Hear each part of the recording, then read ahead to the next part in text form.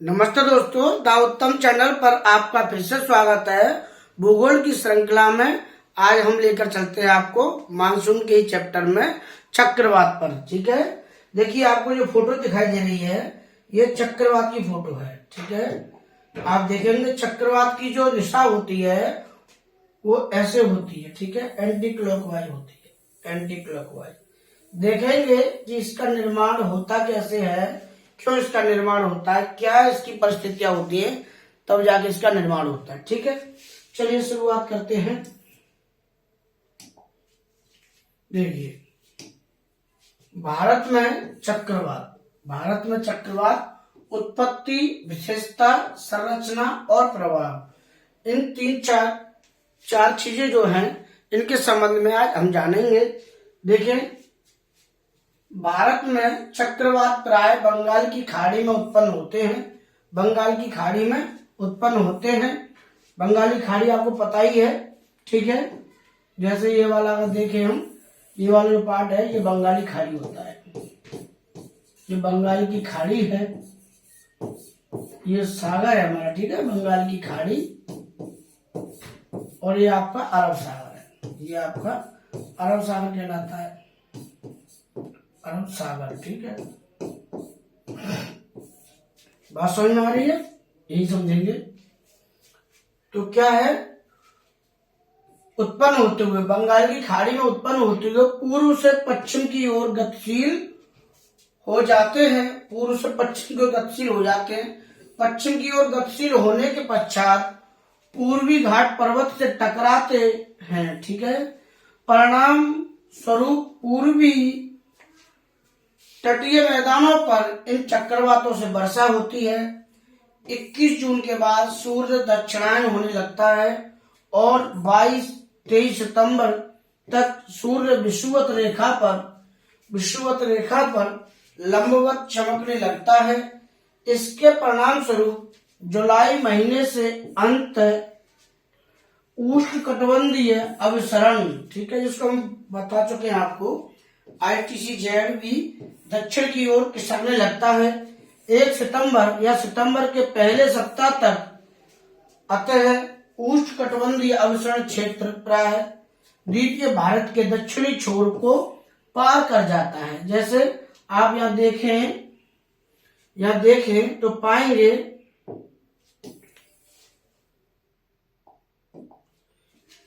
हमने बताया था ये वाला पृथ्वी का क्षेत्र है, ये विषुवत रेखा है और अपना भारत ये है। ठीक है, यहाँ पर देखेंगे ये विषुवत रेखा भूमध्य रेखा है और ये कर्क रेखा है, ये आपकी मकर रेखा है।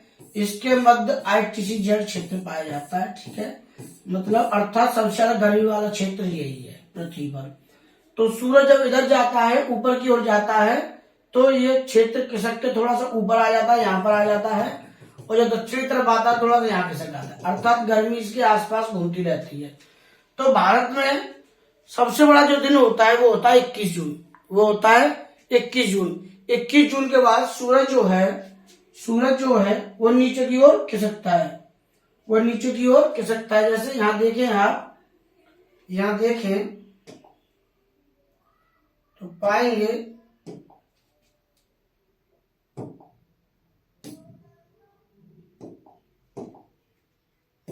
ये देखिए, ये मैप है ना। 21 जून को भारत में सबसे बड़ा दिन होता है जिसको योगा डे मनाते हैं। उस दिन योगा दिवस ही मनाते हैं। 21 जून के बाद ये सूरज की जो किरणें हैं, सूरज जो है वो धीरे धीरे नीचे को आता है, नीचे चलता आता है। तो जून से नीचे आता है और यहाँ तक आते सितंबर तक हो जाता है। यहाँ तक आते हुए चक्रवात क्या है, दो जगह उत्पन्न होंगे। कहां पर, जहां सागर होगा, जहां गर्मी ज्यादा होगी। तो ये बंगाली की खाड़ी है अपनी, ये बंगाल की खाड़ी है। तो चक्रवात यहाँ उत्पन्न होता है। ठीक है, और यहाँ भी उत्पन्न होता है। यहाँ क्यों नहीं उत्पन्न होना, तो यहाँ भी चाहिए, लेकिन यहाँ क्यों नहीं होता, कभी कभी यहाँ हो जाते हैं, यहाँ अक्सर नहीं होते, यहाँ ज्यादातर देखने को मिलते हैं। तो बताएंगे यही कारण है, इसके बारे में चर्चा करते हैं। ठीक है, बात समझ में आई। प्रायद्वीपीय भारत के दक्षिणी छोर को पार कर जाता है। क्या, सूरज का जो गर्मी वाला क्षेत्र है वो पार कर जाता है। उसके बाद क्या होता है देखेंगे, इसके परिणाम स्वरूप थोड़ा स्वास्थ्य खराब हो गया, बीच में टाइफाइड हो गया है। इसके परिणाम स्वरूप भारत के पूर्व एवं पश्चिम में स्थित बंगाल की खाड़ी, अरब सागर अत्यंत गर्म हो जाते हैं। कैसे गर्म हो जाते हैं? जब सूरज नीचे की ओर आएगा तो गर्मी इस क्षेत्र में पड़ेगी, ठीक है, इस क्षेत्र में गर्मी पड़ेगी तो यहाँ पर क्या सागर गर्म हो जाएंगे, गर्म हो जाएंगे तो वाष्प बनेगी, वाष्प, यहाँ पर पानी क्या है, उसका पानी का वाष्पीकरण होगा। आगे देखेंगे, गर्म हो जाती है। बंगाल की खाड़ी का गर्म जल सतह उष्ण कटिबंधीय चक्रवात की उत्पत्ति के लिए आदर्श दशाएं प्रदान कर देता है, जिसके चलते बंगाल की खाड़ी में उष्ण चक्रवात उत्पन्न होते हैं और पूर्वी जेट धाराओं के सहारे पूर्व से पश्चिम की ओर बढ़ते हैं और पूर्वी घाट से टकराकर उड़ीसा, आंध्र प्रदेश, तमिलनाडु में वर्षा करते हैं। ठीक है, यहाँ पर आपके उत्पन्न होते हैं उष्ण कटिबंधीय चक्रवात यहाँ पर, और ऐसे करके आते हैं। ठीक है, ऐसे आते हैं। कहां पर आप देख रहे हैं? उड़ीसा, आंध्र प्रदेश, तमिलनाडु में क्या ये बारिश करते हैं। कब? जाड़ों के दिनों में, जाड़ों के दिनों में। ठीक है ना। उष्ण कटिबंधीय चक्रवात उत्तरी मैदान में इलाहाबाद, आजकल प्रयागराज बोलते हैं, बनारस तक मानसून को प्रभावित करते हैं, बनारस तक प्रभावित करते हैं। उष्ण कटिबंधीय चक्रवात के केंद्र में अत्यंत निम्न दाब का केंद्र उत्पन्न होता है। पेपर में आता है उष्ण कटिबंधीय चक्रवात के जो निम्न दाब का क्षेत्र कहाँ होता है, उसके भीतर होता है, केंद्र में होता है।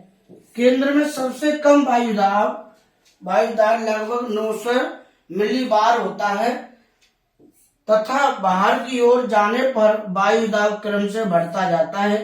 केंद्र में निम्न वायुदाब होने के कारण हवाएं केंद्र की ओर तीव्रता से प्रवाहित होती हैं।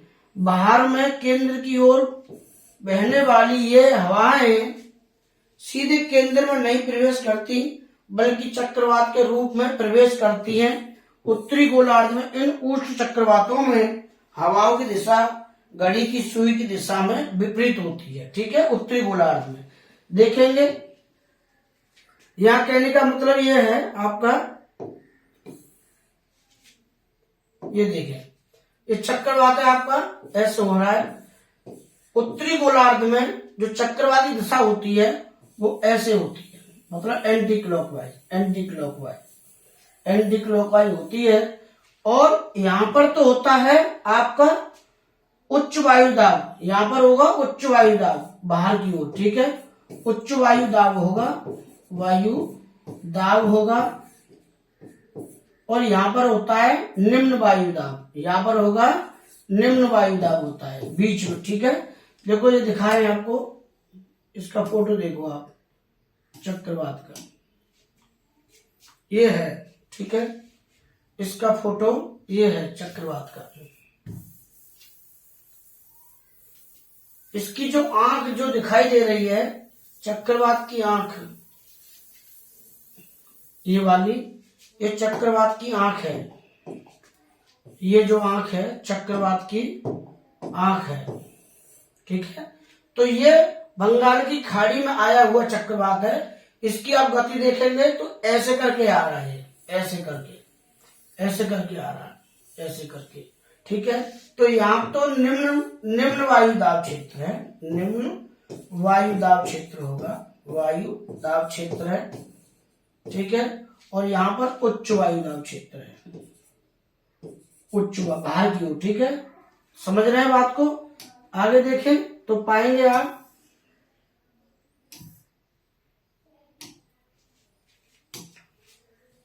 जब बाहर से केंद्र की ओर हवाएं प्रवेश करती हैं, जब बाहर से केंद्र की ओर हवाएं प्रवेश करती हैं तो ये केंद्र में प्रवेश नहीं कर पाती, ये केंद्र में प्रवेश नहीं कर पाती, बल्कि केंद्र के पास एक निश्चित दूरी पर पहुंचकर हवाएं ऊपर की ओर उठ जाती है। जैसे हम समझे ये चक्रवात है, ठीक है, ये चक्रवात है और ऐसे घूम रहा है, ऐसे घूम रहा है, ऐसे घूम रहा है। तो यहाँ पर निम्न वायु क्षेत्र है और यहाँ उच्च वायु क्षेत्र है। तो हवाएं जो है उच्च वायु क्षेत्र से निम्न वायु दाब की ओर चलती हैं। मतलब यहाँ कोई जब दबाव ही नहीं है तो यहाँ से इसे भरने के लिए चलेंगी तो हवाएं ऊपर उठ जाती है, हवाएं ऊपर उठ जाती हैं और आपस में टकरा के गोल गोल घूमती है, गोल गोल घूमती है। ठीक है, ये कहने का मतलब है। देखें, चक्रवात के केंद्र को चक्रवात की आंख बोलते हैं। अभी बताया आपको, हवाएं चक्रवात की आंख केंद्र के पास पहुंचकर एक निश्चित सीमा पर ऊपर उठ जाती हैं। जिस निश्चित सीमा से टकराकर हवाएं ऊपर की ओर उठती हैं उसे चक्रवात की दीवार बोलते हैं। दीवार पेपर में आया है कि चक्रवात की दीवार क्या है कि जहां पर हवाएं जब टकराती है बाहर से अंदर की ओर आती है उच्च दाब से निम्न दाब की ओर, तो क्या है जैसे ऊंची उठती हैं उसी को बोलते चक्रवात की दीवार बोलते हैं। ठीक है, चक्रवात की आंख एक शांत क्षेत्र होता है जिसके ऊपर आकाश मेघ रहित होता है। मतलब वहां कोई बादल नहीं पाए जाते हैं चक्रवात के ऊपर, जो केंद्र होता है उसके ऊपर। ठीक है, बाहर तो बादल पाए जाते हैं। हवाएं आंख केंद्र की दीवार पर टकराकर ऊपर उठती हैं तो काले कपासी मेघों का निर्माण होता है। जैसे आप देखें,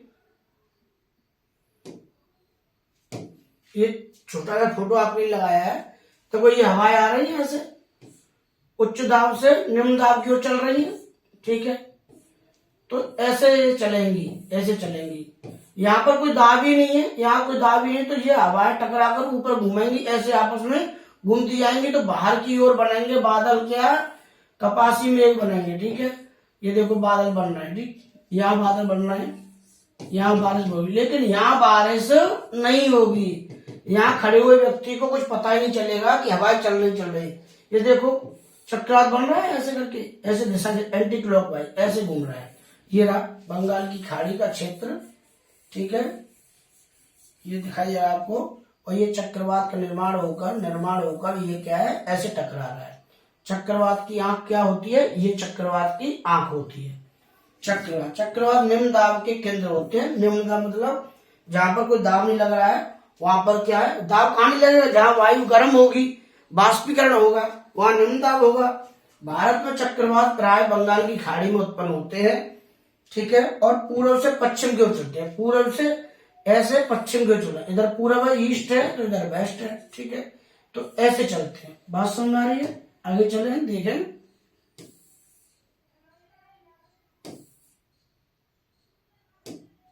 ठीक, चक्रवात कैसे चलते हैं, पूर्व से पश्चिम चलते हैं, पूर्व से पश्चिम चलते हैं,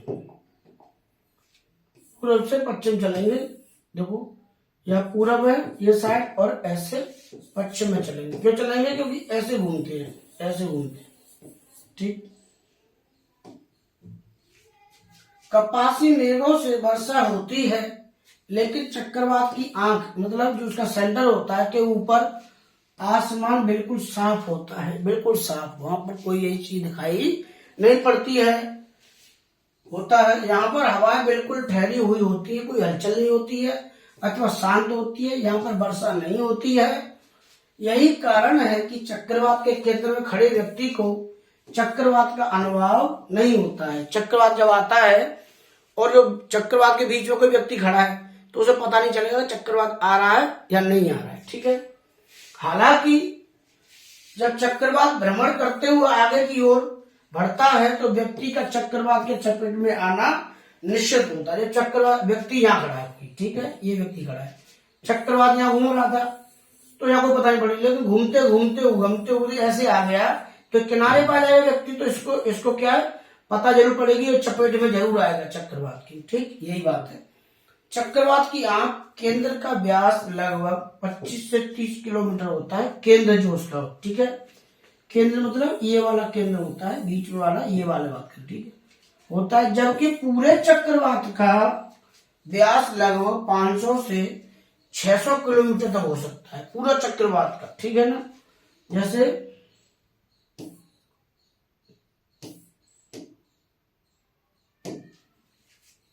ये है, देखो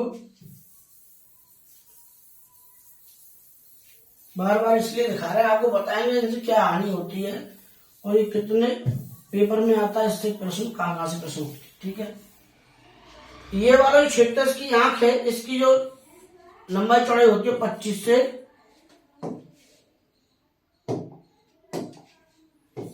25 से 30 किलोमीटर होती है, ठीक है, 30 किलोमीटर होती है।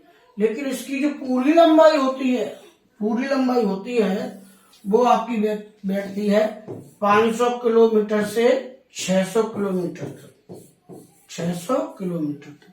बात समझ आ रही है ना, ये बताना चाह रहे हैं आपको।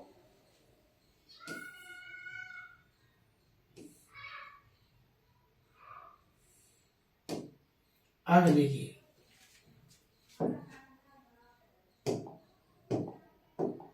चक्रवात बनने की परिस्थितियां।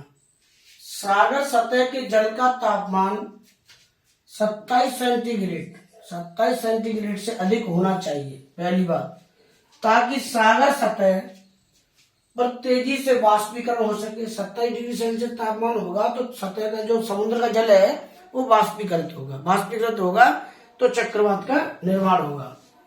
वाष्पीकरण हो सके, अगर सागर सतह के जल का तापमान 27 सेंटीग्रेड सेल्सियस से कम होगा तब चक्रवात उत्पन्न नहीं होंगे। पेपर में आता है 27 सेल्सियस जो वाला क्वेश्चन है आपको लगाना है। इसलिए चक्रवात उष्ण कटिबंधीय क्षेत्र अर्थात विषुवतीय रेखा के समीप ही पैदा होते, अर्थात जहाँ सूर्य की गर्मी ज्यादा पड़ती है, जहाँ सूर्य का प्रकाश ज्यादा पहुंचता है, वहीं पर चक्रवात ज्यादा पाए जाते हैं। आप देखें, उष्ण कटिबंधीय चक्रवात हमेशा पूर्वी तट पर ही बनते हैं। कहाँ बनते हैं? पूर्वी तट पर ही बनते हैं। देखो ये वाला कहाँ बन रहा है? यहाँ बन रहा है। ये पूर्वी तट होगा ना, देखो ईस्टर्न घाट मतलब पूर्वी घाट, पूर्वी तट पर ही बनते हैं। बात समझ में आ रही है? क्योंकि ये एक तो समुद्र है, यहाँ पे बड़ा सागर है, दूसरा 27 सेल्सियस डिग्री का तापमान यहाँ मिल जाता है इसको, और इसकी जो दिशा है चलने की वो पूर्व से पश्चिम है, तो यहाँ पर क्या है, इसकी दिशाएं पूरी बन रही है। आगे देखें तो आप पाएंगे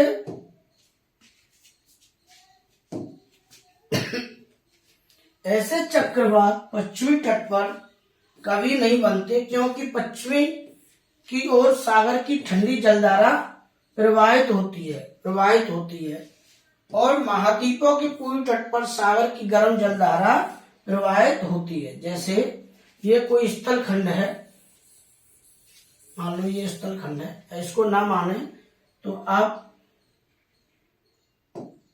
मान लो ये भारत का मैप है हमारा, ऐसे तो स्थल जो खंड है, इधर से चलने वाली जो धारा होती है ऐसे, वो ठंडी जलधारा होती है, ठीक है, ठंडी धारा होती है, ठीक। और इधर से पूर्व से पश्चिम की ओर चलने वाली जो धारा होती है वो कहलाती है गर्म जलधारा या गर्म धारा कहलाती, ठीक है। इसीलिए उष्ण कटिबंधीय चक्रवात जो है हमेशा महाद्वीपों के पूर्वी तट पर पाए जाते हैं, पूर्वी तटों पर पाए जाते हैं। बात समझ में आ रही है? आगे देखें आप, कोरियोलिस, ठीक है, कोरियोलिस बल का मान 0 से अधिक होना चाहिए। कोरियोलिस बल का मान 0 से अधिक होना चाहिए। विषुवतीय रेखा पर कोरियोलिस बल का मान 0 होता है, इसलिए 100 उत्तरी दक्षिणी, ठीक है, अक्षांश पर ही उष्ण कटिबंधीय चक्रवात का निर्माण होता है, ठीक है। कोरियोलिस बल का अधिकतम मान ध्रुवों पर होता है, लेकिन वहां पर चक्रवात नहीं बनते, क्योंकि वहां का जल ठंडा होता है। इतनी सी बात थी। आगे देखें, आगे पाएंगे उष्ण कटिबंधीय चक्रवातों की ऊर्जा का स्रोत, ठीक है। जो चक्रवात होते हैं इनकी ऊर्जा का स्रोत क्या है? उष्ण चक्रवातों की ऊर्जा का स्रोत संघनन की गुप्त ऊष्मा होती है। गुप्त ऊष्मा दो प्रकार की होती है, वाष्प की गुप्त ऊष्मा और संघनन की गुप्त ऊष्मा। पानी गर्मी से जल वाष्प के रूप में परिवर्तित होता है। पानी जो होता है वो गर्मी से क्या वाष्पीकरण में परिवर्तित होता है। जल वाष्प का जल बूंदों में बदलना ही संघनन कहलाता है। जैसे भाप है, भाप को आपने हाथ लगा लिया यहाँ पर तो वो क्या बूंद बन जाएगी, उसी को क्या संघनन बोलते हैं, ठीक है, संघनन बोलते हैं। जब जल वाष्प जल बूंदों में बदलता है, जब वाष्प बूंदों में बदलता है तो जल वाष्प की गुप्त ऊष्मा पुनः वायुमंडल में समाहित हो जाती है। ठीक है, कहाँ हो जाती है? वायुमंडल में। पुनः वायुमंडल में क्या है? वो समाहित हो जाती है। इसे ही संघनन की गुप्त ऊष्मा कहती है। जैसे हमने कोई चीज गर्म की तो गर्म पैदा हुई ना गर्मी उसके अंदर, और हमने हाथ लगा लिया तो यहाँ टकरा के ठंडी हो गई, लेकिन जो ऊर्जा थी, गर्मी थी, वो तो वायुमंडल में चली गई, लेकिन पानी को क्या है? बूंद बना ली, मतलब वाष्प को बूंद बना के चली गई। ठीक है, वो ऊष्मा के कारण क्या होता है? संघनन की गुप्त ऊष्मा कहते हैं। उष्ण चक्रवातों की ऊर्जा का स्रोत संघनन की गुप्त ऊष्मा होती है। ठीक है, आगे देखें। जब चक्रवातों की आंख को संघनन की गुप्त ऊष्मा मिलती रहती है तब तक चक्रवात तबाही करता रहता है। जैसे ही चक्रवात की आंख केंद्र को मिलने वाली संघनन की गुप्त ऊष्मा समाप्त हो जाती है, चक्रवातों की मृत्यु हो जाती है। अर्थात किसी चीज को आप पावर देते रहो, सप्लाई देते रहोगे तो वो तो लड़ाई करता रहेगा, उसे ताकत मिलती रहेगी। जैसे ही उसकी सप्लाई रोक दोगे वो क्या? चलना बंद कर देता है। ऐसे ही यहाँ पर क्या है? गुप्त ऊष्मा जो तक उसको मिलती रहेगी चक्रवात को तो तबाही मचाता रहेगा। बहुत भयंकर तबाही मचाते हैं, दिखाएंगे आपको फोटो में। ठीक है, चक्रवात के मृत्यु के दो परिस्थितियां होती हैं। चक्रवात खत्म कैसे होता है, समाप्त कैसे होता है, मरता कैसे है? चक्रवात भ्रमणशील होते हैं। जब चक्रवात उष्ण कटिबंधीय सागर जल से गमन करते हुए ठंडे प्रदेशों में, ठंडे क्षेत्रों में चले जाते हैं तो चक्रवात की आंख को मिलने वाले संघनन की गुप्त ऊष्मा बाधित हो जाती है, जिस कारण उसकी मृत्यु हो जाती है। जैसे बंगाली खाड़ी पर चक्रवात घूम रहा है तो जब उसे वहां से बाष्पीकरण मिल रहा है, जैसे वो ठंडे प्रदेश में पहुंचता है तो बाष्पीकरण क्या है? बंद हो जाता है। इतनी ताकत नहीं बचती, ऊर्जा नहीं बचती कि वो आगे जा सके, इसलिए उसकी मृत्यु हो जाती है गुप्त ऊष्मा के कारण। आगे देखें।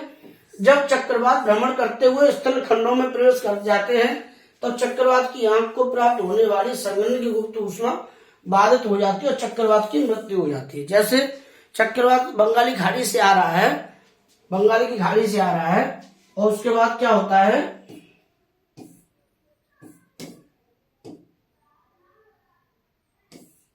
ये देखिए, बंगाल की खाड़ी से आ रहा है, यहाँ टकरा आ रहा है ऐसे घूमते हुए, लेकिन क्या ये स्थल खंड है, यहाँ पानी नहीं है, पानी नहीं है तो बाष्पीकरण भी नहीं होगा, बाष्पीकरण नहीं होगा तो यहाँ इससे टकराकर क्या है? इसकी मृत्यु हो जाएगी, चक्रवात की मृत्यु हो जाएगी। ठीक है, आगे देखें।